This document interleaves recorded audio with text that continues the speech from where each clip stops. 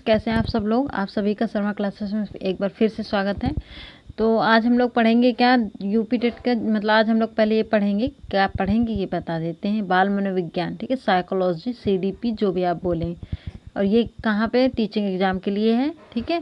आप किसी भी टीचिंग एग्ज़ाम की तैयारी करें, आप किसी भी स्टेट से हों, सी टेट की तैयारी कर रहे हैं, यूपी टेट के, एस टेट की या एम पी टेट, किसी भी स्टेट की अगर टीचिंग की तैयारी कर रहे हैं तो ये सबके लिए हेल्पफुल है। और ये यूपी टेट 2016 का दिसंबर में जो पेपर हुआ था, 2016 में 2 पेपर हुए थे यूपी टेट के, तो ये दिसंबर में जो हुआ था उसका है, ठीक है।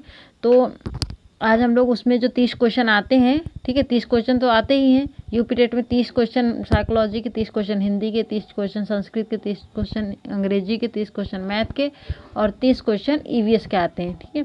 तो जो 30 क्वेश्चन यूपी टेट में साइकोलॉजी के आते हैं उनमें से आज हम 15 फर्स्ट पार्ट में पढ़ेंगे, 15 सेकेंड पार्ट में पढ़ेंगे। तो आज फर्स्ट पार्ट है इसका, तो आज हम लोग स्टार्टिंग के 15 क्वेश्चन सॉल्व करेंगे, ठीक है। तो चलिए हम क्वेश्चन पर चलते हैं। आप लोग चैनल को लाइक शेयर कर दीजिए, अगर चैनल पर नए हैं तो सब्सक्राइब करके बेल आइकन प्रेस कर लीजिए।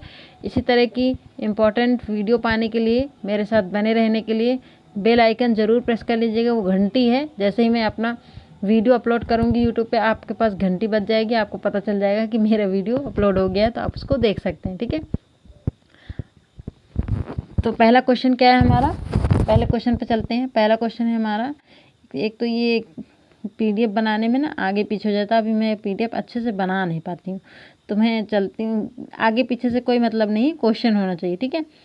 पहला क्वेश्चन है हमारे पास क्या, एक परिस्थिति में अर्जित ज्ञान का दूसरी परिस्थिति में उपयोग क्या कहलाता है। जब ये क्वेश्चन ये कह रहा है कि जब बच्चा या इंसान, कोई भी इंसान, ठीक है, एक परिस्थिति में एक जगह ज्ञान, सीखा हुआ ज्ञान जब दूसरी जगह वो यूज करता है तो वो क्या कहलाता है। सीखने की विधियाँ, सीखने में स्थानांतरण, सीखने में पठार या सीखने में रुचि।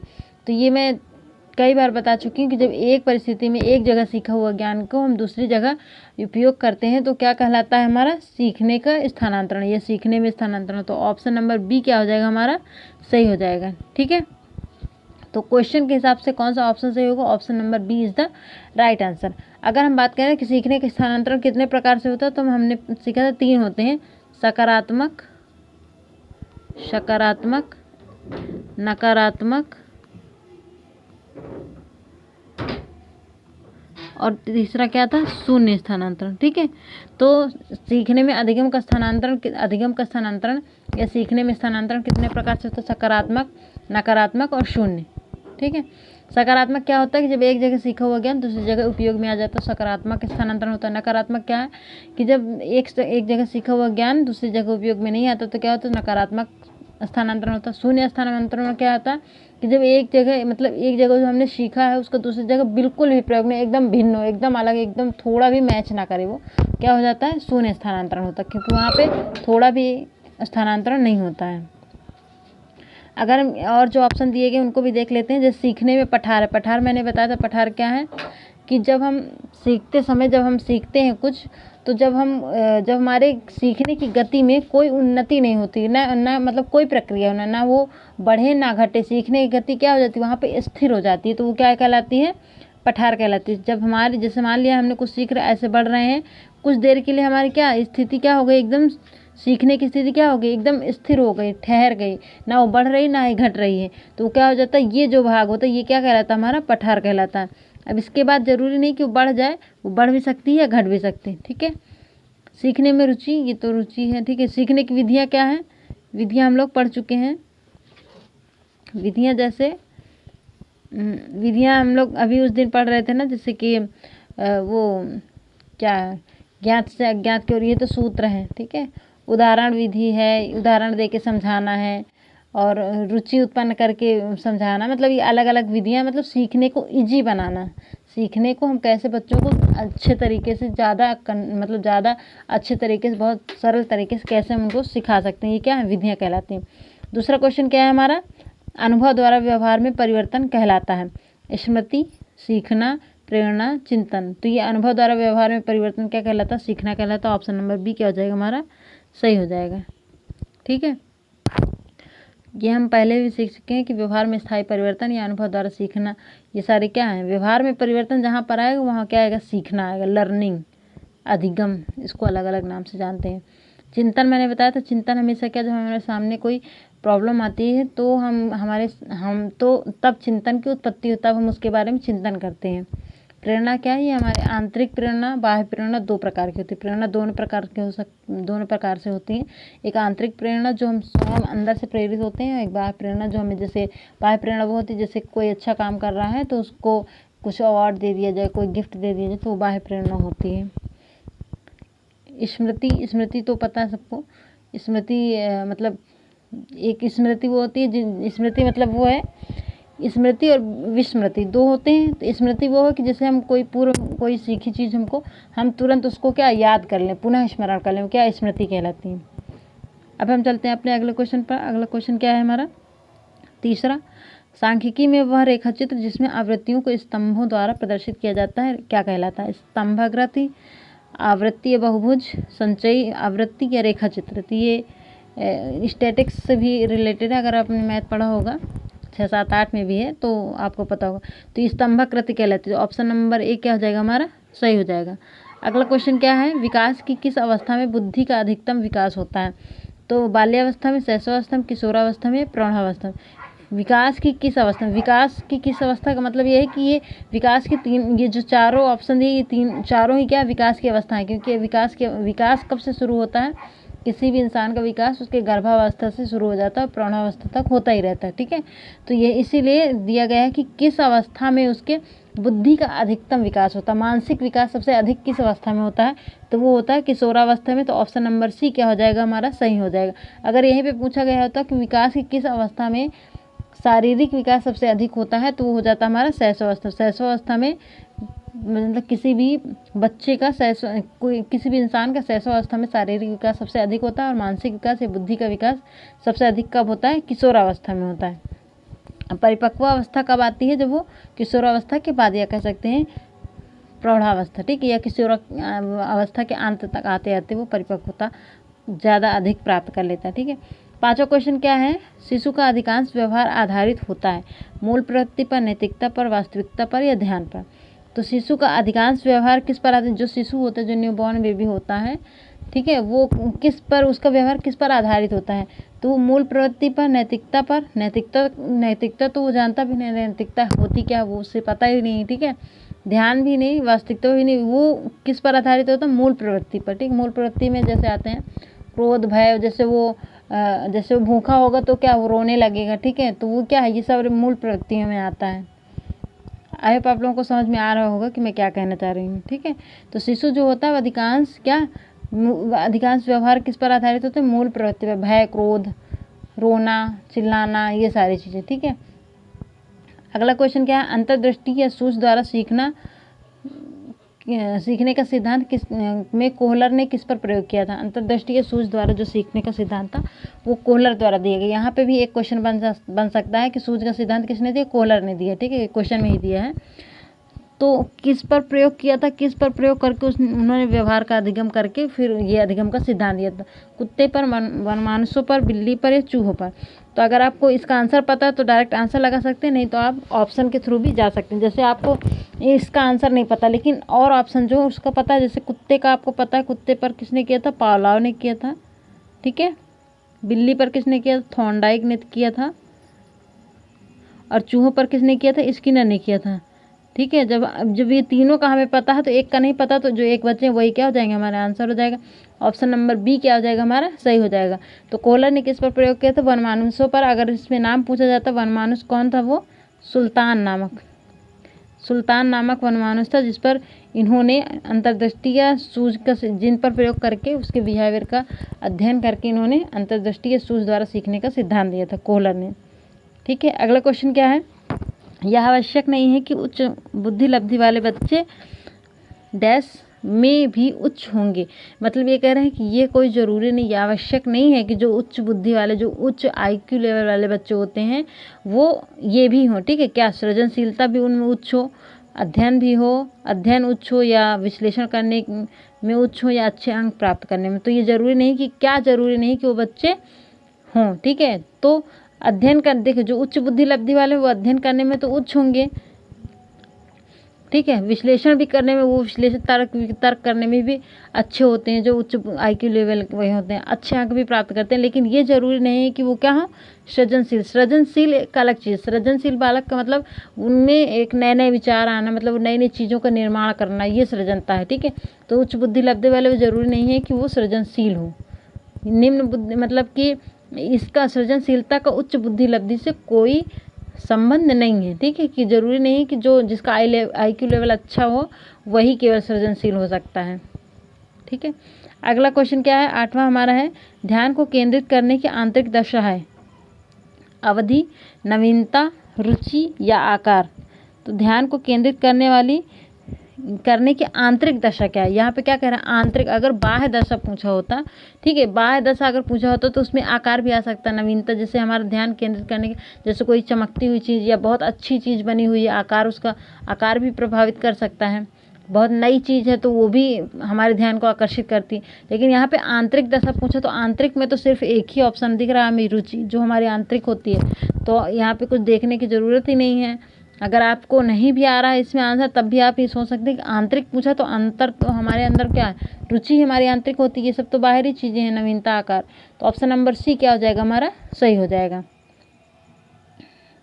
अगला क्वेश्चन क्या है हमारा, अगला क्वेश्चन है, निम्न में से किस विधि का उपयोग स्मृति के मापन के लिए नहीं किया जाता। प्रत्याहन विधि, तार्किक विधि, पहचान विधि, पुनः सीखना विधि। तो जो देखिए, प्रत्याहन विधि, पहचान विधि और पुनः सीखना विधि, ये तीनों ही स्मृति के मापन की विधियां हैं। और ये इसमें से कौन सी नहीं, तार्किक विधि, तार्किक विधि जैसी कोई विधि नहीं है। तो ऑप्शन नंबर बी क्या हो जाएगा हमारा, सही हो जाएगा। तो स्मृति के मापन की 3 नहीं 4 विधियां दी गई थी, 3 इसमें है, प्रत्याहन विधि, पहचान विधि और पुनः सीखना विधि। लेकिन तार्किक विधि कोई स्मृति को पहचानने की, स्मृति को मापने की कोई विधि नहीं है। 10वां क्या है, प्रासंगिक अंतर्बोध, TAT, ठीक है, प्रासंगिक अंतर्बोध, जिसको TAT भी बोलते हैं, ये का विकास किसके द्वारा किया गया था। प्रासंगिक अंतर्बोध परीक्षण जो है ये किसके द्वारा किया गया था। अगर हम इसकी बात करें कि यह है क्या, ये किसका परीक्षण करता है, तो पर्सनालिटी मतलब व्यक्तित्व का परीक्षण करता है, ठीक है। ये व्यक्तित्व परीक्षण के प्रकार है कि व्यक्तित्व का परीक्षण किस किस विधि से किया जा सकता है। तो प्रासंगिक अंतर्बोध परीक्षण जो है ये व्यक्तित्व का परीक्षण करने के लिए बनाया गया था। कह रहा है ये दिया किसने था, तो ये किसने दिया था, मरे ने, ठीक है। तो ऑप्शन नंबर सी क्या हो जाएगा हमारा, सही हो जाएगा। इनका पूरा नाम था मार्गन एवं मुरे, ठीक है, कहीं मुरे लिखा होता, कहीं मरे लिखा होता, मार्गन एवं मुरे। तो ऑप्शन नंबर सी क्या हो जाएगा हमारा, सही हो जाएगा। और ये किससे संबंधित है, पर्सनालिटी या व्यक्तित्व के परीक्षण से। यहीं पे अगर पूछा जाता है, एक क्वेश्चन और पूछा जाता है, CAT, जिसको बोलते हैं बाल अंतर्बोध परीक्षण, ठीक है। तो ये भी एक व्यक्तित्व परीक्षण ही है, लेकिन इसकी खोज किसने की थी, इसका विकास किसने किया था, लियोपोल्ड ब्लैक ने। इसमें भी केवल ब्लैक लिखा होता, जैसे यहाँ पे लिखा हुआ है ऑप्शन नंबर 4 में, ठीक है, ब्लैक लिखा है ना। तो इन्होंने क्या किया था, CAT दिया था, बाल अंतर्बोध परीक्षा, ठीक है। आई होप आप लोगों को समझ में आ गया होगा। अब हम चलते हैं अपने 11 नंबर क्वेश्चन पर। 11 नंबर क्वेश्चन क्या है हमारा, मनोविज्ञान का शिक्षा के क्षेत्र में सबसे बड़ा योगदान है। विषय केंद्रित शिक्षा, शिक्षक केंद्रित शिक्षा, क्रिया केंद्रित शिक्षा, बाल केंद्रित शिक्षा। तो कह रहा है मनोविज्ञान का शिक्षा के क्षेत्र में सबसे बड़ा योगदान किस क्षेत्र में है, ठीक है। तो मनोविज्ञान ने क्या कहा है कि जो शिक्षा होनी चाहिए विषय केंद्रित नहीं होनी चाहिए, क्रिया केंद्रित भी नहीं होनी चाहिए, शिक्षक केंद्रित तो बिल्कुल भी नहीं होनी चाहिए। मनोविज्ञान के अनुसार उसने शिक्षा का केंद्र किसे माना है, बालक को माना है। कि बालक, उनका कहना था, मनोविज्ञान का मानना है कि बालक को केंद्र मानकर उसको पढ़ाया जाए, शिक्षा दी जाए कि बालक किस लेवल को, उसके स्तर को, उसकी रुचि को, ये उसकी भाषा को किस तरह से समझ सकता है, इन सबको ध्यान में रखकर टीचिंग की जाए, इस सबको शिक्षण किया जाए, ठीक है। तो उन्होंने मनोविज्ञान ने किसको केंद्र माना है, बालक को, इसीलिए बाल केंद्रित शिक्षा पर उन्होंने जोर दिया है। तो ऑप्शन नंबर डी क्या हो जाएगा हमारा, सही हो जाएगा। 12 नंबर क्वेश्चन क्या है, निम्नलिखित में से कौन सा वृद्धि और विकास के सिद्धांतों से संबंधित नहीं है। निरंतरता का सिद्धांत, वर्गीकरण का सिद्धांत, समन्वय का सिद्धांत या वैयक्तिकता का सिद्धांत। तो कौन सा वृद्धि और विकास के सिद्धांतों से संबंधित नहीं है, मतलब यहाँ पे ये देखना है नहीं है, हमें पॉजिटिव नहीं लगाना बल्कि निगेटिव आंसर लगाना है, ठीक है। तो कौन सा निरंतरता का सिद्धांत, देखिए यहाँ पे आपको पता होना चाहिए। जैसे वृद्धि और विकास का सिद्धांत, विकास क्या निरंतर गति से चलता है, तो ये सही है, ठीक है। वर्गीकरण का सिद्धांत, वैयक्तिकता का सिद्धांत, वैयक्तिकता का सिद्धांत भी सही है, ठीक है, क्योंकि सब में एक समान वृद्धि और विकास नहीं होता है, सब में अलग अलग तरीके से होता है, ठीक है।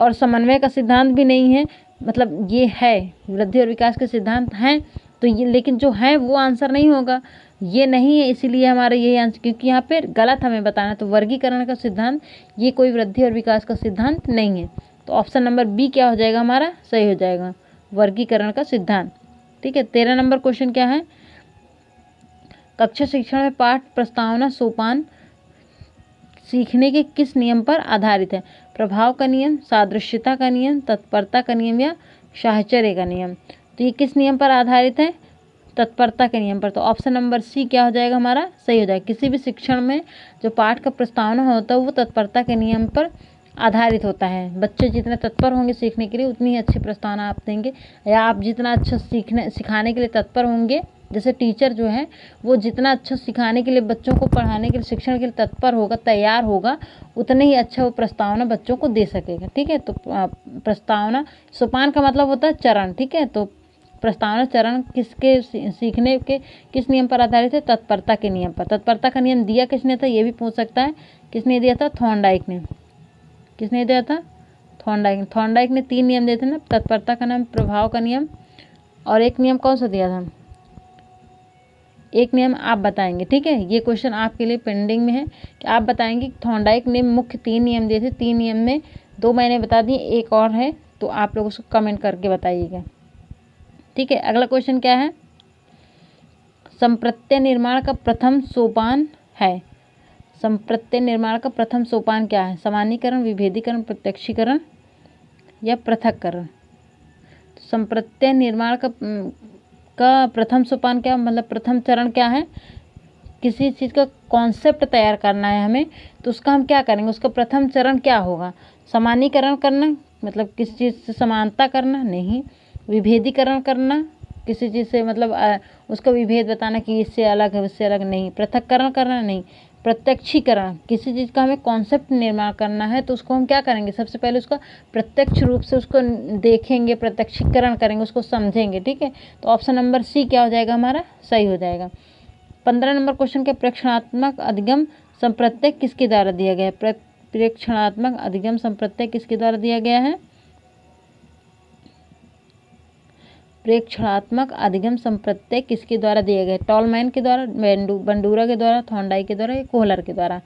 तो प्रेक्षणात्मक संप्रत्यय अधिगम संप्रत्यय किसके द्वारा दिया गया है, बंडूरा द्वारा दिया गया, तो ऑप्शन नंबर बी क्या हो जाएगा हमारा, सही हो जाएगा। अगर टॉलमैन की बात करें तो इन्होंने दिया था चिन्ह अधिगम सिद्धांत, ठीक है, चिन्ह अधिगम सिद्धांत किसने दिया था, टॉलमैन ने दिए थे। इनका मानना था कि मतलब जो हम अधिगम करते हैं, अधिगम चिन्हों से होता है, शब्दों से नहीं। मतलब ये कहते थे कि अगर सब मतलब कि चिन्ह से होता है, जैसे हम आम है, ठीक है, आम के ऊपर हमने अगर नींबू लिख दिया तो वो नींबू नहीं बन जाएगा, हम जान जाएंगे कि आम है, गलत लिखा हुआ। तो इसलिए क्या कहा उन्होंने कि जो अधिगम होता है, जो हम सीखते हैं वो चिन्हों द्वारा सीखते हैं, चिन्हों से होता है, शब्दों से नहीं, ठीक है। जैसे थॉर्नडाइक ने क्या दिया है, प्रयास एवं त्रुटि का सिद्धांत दिया है। कोहलर ने क्या दिया, अभी हमने पढ़ा, सूझ या अंतर्दृष्टि का सिद्धांत, ठीक है। 16 नंबर क्वेश्चन क्या है हमारे पास कि अधिगम में किसने प्रभाव का नियम दिया है। ये तो बहुत ही इजी है, मैंने ऊपर बताया कि प्रभाव का नियम किसने दिया, थॉर्नडाइक ने दिया। ऑप्शन नंबर डी क्या हो जाएगा हमारा, सही। पावलोव ने कौन सा दिया है, प्राचीन अनुबंधन का सिद्धांत या शास्त्रीय अनुबंधन का सिद्धांत दिया, कुत्ते पर प्रयोग किया था। वॉटसन ने क्या दिया, व्यवहारिक अधिगम का सिद्धांत दिया है। स्किनर ने क्या दिया है, नैमित्तिक अधिगम का सिद्धांत दिया, या सक्रिय अनुबंधन का सिद्धांत दिया, या कह सकते हैं कि आर्ष सिद्धांत भी स्किनर ने ही दिया है, ठीक है। 17 नंबर क्वेश्चन क्या है, अवधान के आंतरिक अथवा व्यक्तिनिष्ठ निर्धारक क्या है। मतलब ये है कि अवधान मतलब ध्यान का आंतरिक निर्धारक क्या है, कि वो किस पर निर्धारित है, ठीक है। रुचि लक्ष्य अभिवृत्ति पर, उद्दीपक वस्तु प्रविधि पर, प्रकाश ध्वनि गंध पर, या पुरस्कार दंड प्रोत्साहन पर। तो जो आंतरिक, यहाँ क्या पूछ रहा, आंतरिक बाह्य, आंतरिक बाह्य पर भी आपको ध्यान देना है, ठीक है। तो ध्यान के आंतरिक निर्धारक कौन है, तो आंतरिक में क्या आएगा, रुचि आएगी, लक्ष्य और आएगा और अभिवृत्ति। ठीक है, रुचि अभिवृत्ति लगभग एक ही चीज़ है। ठीक है, अभिवृत्ति मतलब एटीट्यूड जिसको कहते हैं। तो रुचि और लक्ष्य और अभिवृत्ति, तो ऑप्शन नंबर ए क्या हो जाएगा हमारा, सही हो जाएगा। अगले क्वेश्चन पर चलते हैं। क्या है हमारा 18 नंबर क्वेश्चन क्या है, बाल मनोविज्ञान का क्षेत्र है केवल शैशवावस्था की विशेषताओं का अध्ययन, केवल गर्भावस्था की विशेषताओं का अध्ययन, केवल बाल्यावस्था की विशेषताओं का अध्ययन, गर्भावस्था से किशोरावस्था की विशेषताओं का अध्ययन।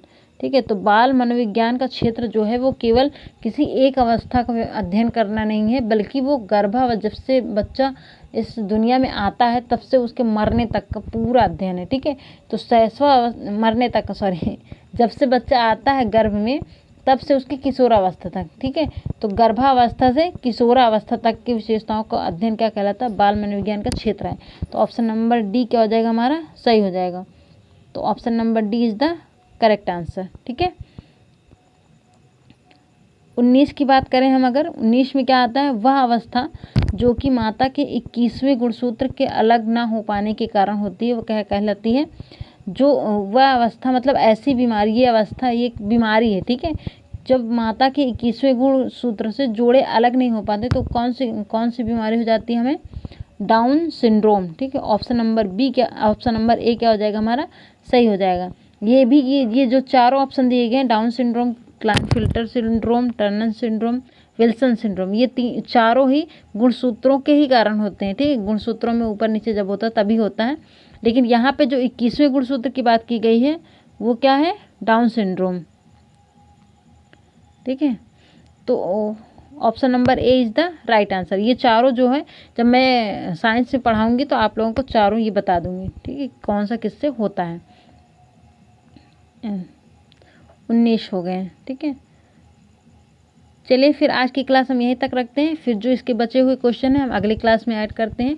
अगली क्लास में इसके जो बचे हुए क्वेश्चन वो भी रहेंगे और कुछ अलग से क्वेश्चन मैं भी ले आऊँगी, क्योंकि इसके तो 11 ही क्वेश्चन बचे हैं, तो हम 20 क्वेश्चन उसमें करेंगे। तो मैं 9 कहीं और से मतलब जो प्रीवियस क्वेश्चन पूछे गए वो जो इम्पॉर्टेंट है वो ढूंढ के ले आऊँगी। तो अगली क्लास में इसके बचे हुए क्वेश्चन करेंगे।